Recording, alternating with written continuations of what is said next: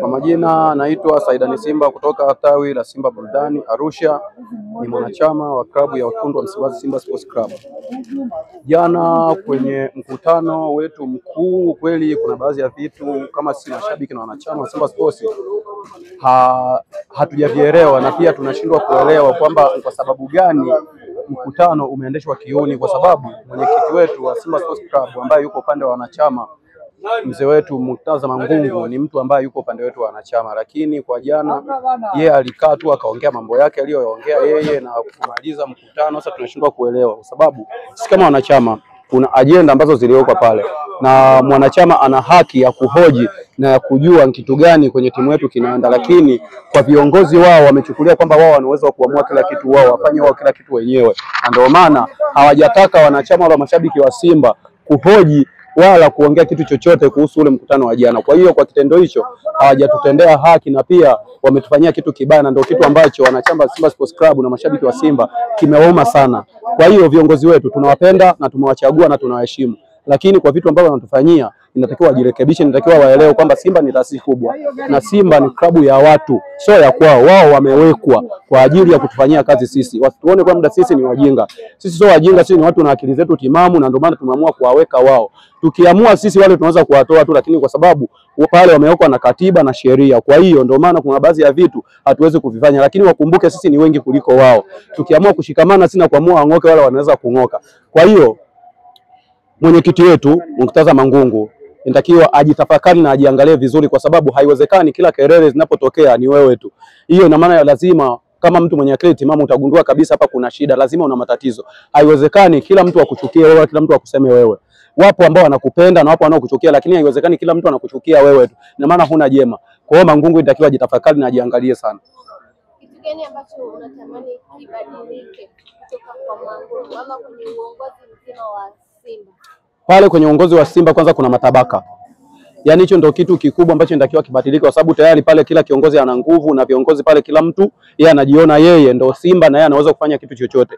Hiyo ndio shida ambayo inatuathiri mpaka kupata hata matokeo ya uwanjani, kwa sababu pale hakuna mtu mwenye sei ya mwisho ya kuongea kwamba yeye anaweza akafanya hiki yeye kama yeye, ila pale kila mtu ana nguvu yake. Huyu akisema hiki, mfano sasa hivi kuna baadhi ya vitu vinaweza vikaongelewa, bodi ikakaa chini inaongea, lakini tunajiuliza kwa nini hivi vitu vinavuja? Na maana tayari unaambiwa kuna mamluki, na baadhi ya viongozi wetu wanatuambia kuna mamluki, na tunajua sisi kama kuna mamluki wao wanawajua, lakini kama wanawajua, kwa nini wanashindwa kutuambia kwamba mamluki ambaye anatoa vitu vyetu ndani kuvipeleka nje ni nani? Hawatuambii. Kwa hiyo ndio maana tunasema viongozi wote pale wana shida, na kama wamechoka wala wangatuke wote, watuachie timu. Viongozi wako wengi, watu wanaoipenda Simba wako wengi. Simba ya watu na watu bado wanaendelea kuipenda, kwa sababu haiwezekani mnatuambia kuna mamluki kila saa, kuna mamluki kila siku, kuna mamluki. Mamluki yuko wapi? Tuambieni, kwa sababu nyewe simko naye ndani. Haiwezekani vikao wanakaa wao, lakini huko nje unasikia hivi. Na ni kweli kinachoongelewa ndio hicho hicho, maana si jezi zimevuja, mara wameongea, na kila kinachofanyika ndio hicho hicho kinaongelewa. Kwa hiyo pale kwenye viongozi inatakiwa viongozi wabadilike pakubwa. Pale kuna shida, yani pale inatakiwa ile kwanza inatakiwa tubadilishe katiba. Kwa sababu ukiangalia kwenye ile katiba kwanza, sasa hivi mpaka usajili wa wanachama wapya umesimama, kwa sababu katiba haibadilika, hatujafika bado kwenye mfumo wa mabadiliko. Kwa hiyo ndio kitu ambacho inatakiwa viongozi wetu wawe makini na hicho, kwa sababu mashabiki na wanachama wanahitajika zaidi. Simba ni ya mashabiki na Simba ni ya wanachama. Bila wanachama pale hakuna kinachoenda. Kwa hiyo viongozi wetu wafanye juu chini. Yaani kama wakiona wamechoka wao, bora wangatuka, watuachie timu yetu. Sisi tutatafuta watu wengine, na watu wanaoipenda Simba wapo wengi. Yangu kabingwa imeanza. Simba mnaonekana kusuasua uwanjani, mnakuwa mnaburuzwa kila mnapocheza. Kitu gani ambacho hakiko sawa kwa wachezaji wenu ama kocha wenu? Pale kuna vitu vingi haviko sawa kwa wachezaji mpaka kwa, yani kwanza vitu vingi haviko sawa kuanzia kwa uongozi wenyewe, kocha mpaka wachezaji, kwa sababu ukiangalia karibia mechi zote ambazo tumeshinda hatujacheza na timu ambayo inatakiwa itufunge. Yaani ukiangalia mechi ya kwanza ya Petro, mechi ambayo tulikuwa tunastahili kushinda. Ukiangalia mechi ya jana, mechi ambayo zote yani tunastahili kushinda, kwa sababu tuna dominate mchezo vizuri, tunatengeneza nafasi vizuri, lakini ukiangalia jinsi hata wachezaji wenyewe wanavyocheza, wachezaji wanaonekana si hawajara, wanaonekana sijui kuna kitu labda wanadai, wanaonekana sijui wana shida gani. Kwa sasa mpaka mimi mwenyewe kuna muda hata ukiangalia ile mechi unashindwa kujua kwamba tatizo ni kocha, tatizo ni wachezaji au tatizo ni uongozi, kwa sababu kabisa unaona kabisa hapa Mpanzu inatakiwa afunge, hapa Soa inatakiwa afunge, lakini unashangaa anachokifanya kitu hata mwenyewe hata mchezaji mdogo wa Ndondokapo hawezi kukifanya. Kwa hiyo sisi tunazidi kuelewa kwamba shida ni kwa wachezaji, shida ni kwa kocha au shida ni kwa uongozi? Kwa sababu ukiangalia hivi unaweza ukasema shida ni kocha, lakini kocha atakwambia kocha kazi yake ni kutoa mpira, ni kutoa timu, kutengeneza mfumo kwa ajili ya kuitoa timu nyuma kupeleka mpaka mbele. Ukiangalia timu kweli inatoka nyuma vizuri na inafika mbele, nafasi zinatengenezwa vizuri, watu wanakosa. Sasa tunashindwa kuelewa kwamba shida ni upande gani. Kama shida ni wachezaji, watuambie shida ni wachezaji, tudini na wachezaji. Kama shida ni viongozi, basi tujue, lakini mpaka sasa hivi hajulikani shida ni viongozi, ni wachezaji au ni kocha. Mpaka sasa hivi hakuna anayejua. Hata ndugu mwandishi wa habari, nikikuuliza shida ya Simba ukiona ni hivi, wewe huwezi jibu kwa sababu nafasi zinatengenezwa. Timu mechi za kushinda, timu inacheza vizuri. Unaona kabisa mechi inatakiwa tushinde, lakini hatushindi. Sasa hiyo shida, unaelewa shida iko wapi? Kwa macho yake ufungo.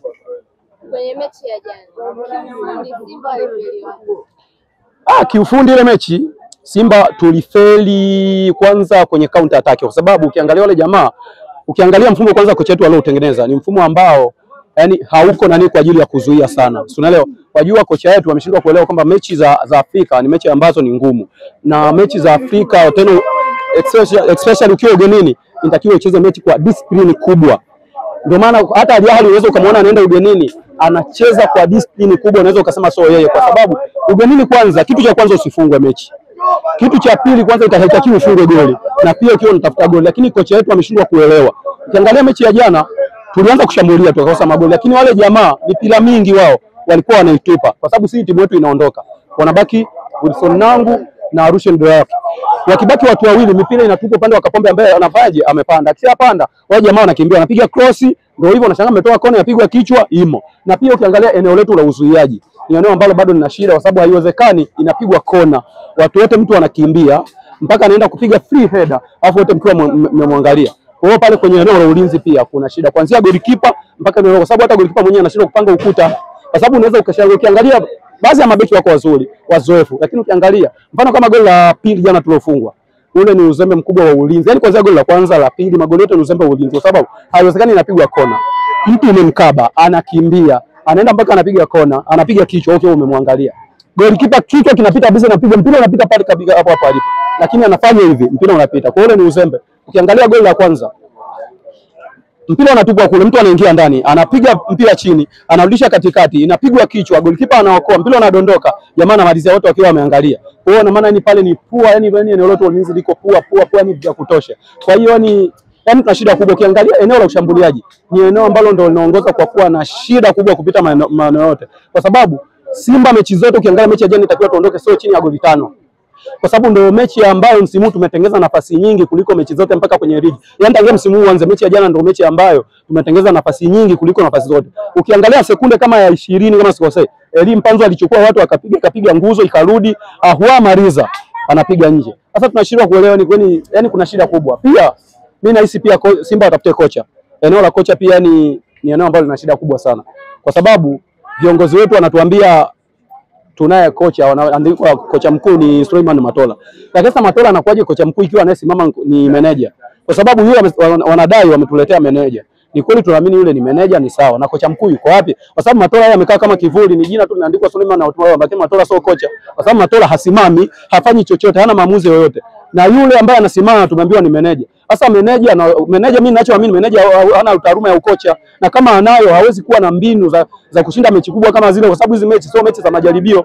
Ukiangalia kocha wetu anabadili kikosi, yani yeye anafanya majaribio. Na maana mimi nahisi kocha sasa hivi yuko pre-season, yani anachojua yeye yuko pre-season, kwa sababu hajui ampange nani, hajui amweke nani benchi. Ukiangalia tangia tulivyoanza msimu huu, tangia tulivyoanza kwenye hizo mechi za hatua ya makundi, kocha wao wanakuja na kuna baadhi ya wachezaji wanaonyesha kwamba wao wana uwezo wa kuisaidia Simba. Mfano kama Morris Abraham ukiangalia anachokifanya ni kikubwa, lakini unashangaa mechi hii anapewa dakika hizi, mechi hii anaanzia nje, na dakika chache anazopewa anachokionyesha ni bora na ni kikubwa zaidi ya wale wanaoanza. Ukiangalia Soa inaweza ikawa kule anakosa nafasi, lakini ukiangalia na Soa akiwepo uwanjani kuna baadhi ya vitu anaviofa pale mbele. Mfano kwenye eneo utulivu unazidi kuongezeka. Jana aliingia kipindi cha pili, baada ya kuingia kipindi cha pili kidogo angalau ndio Simba tukapiga on target nyingi kuliko hata kipindi cha kwanza. Ni kweli kakosa magoli, lakini pia kuna vitu vingi anaviofa.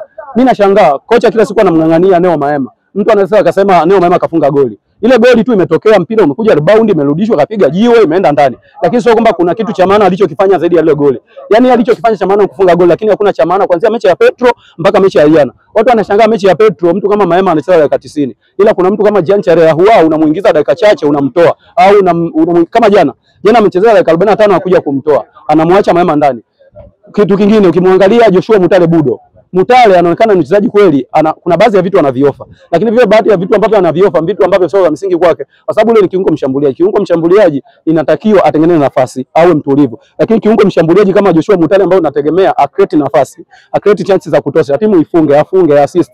Ndio yeye mwenyewe anakuwa na kipapala cha miguu, anapewa mpira, anapapalika, anarukaruka, anadondoka, sehemu ya kupiga anapiga juu, sehemu ya control hajui sehemu gani ya kupiga, hajui sehemu ya kutoa pasi, hajui sehemu ya kupiga chenga, hajui sehemu ya kudribble. Sasa yani unashindwa kuelewa kama ni mchezaji wa aina gani. Lakini kuna mchezaji ambaye unajua kabisa kama Jean Charles anaweza akawa kabisa hayuko kwenye mchezo, lakini anajua nini anachokifanya.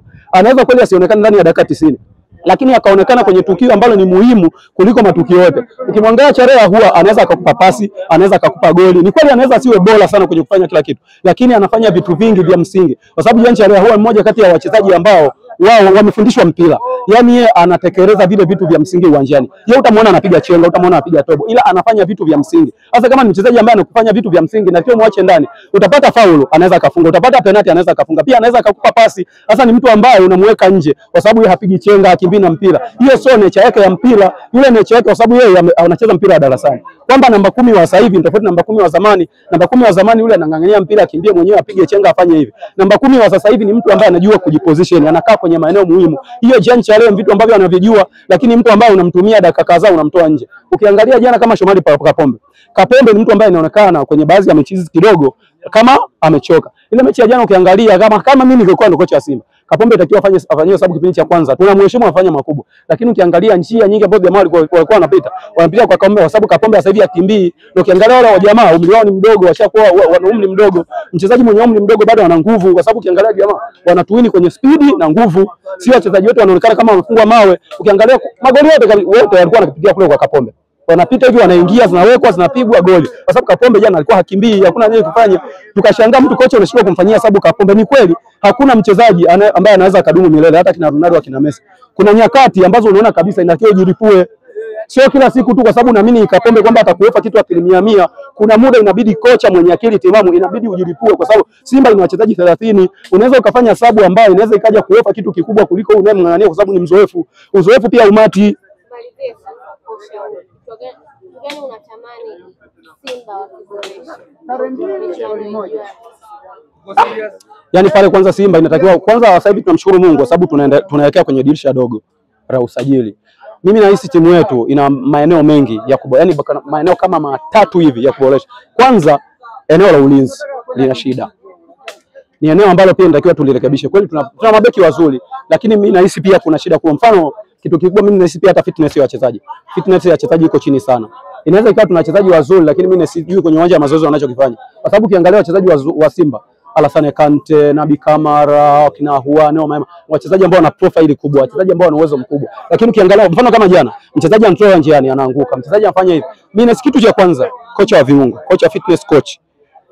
Hilo ndio eneo ambalo Simba itakiwa tuliboresha. Mimi naamini Simba baada ya kuondoka yule Mtunisi ambaye alikuwa na akina Uchebe, akina Kishingo, anaitwa nani jamaa marehemu alifia Rwanda huko.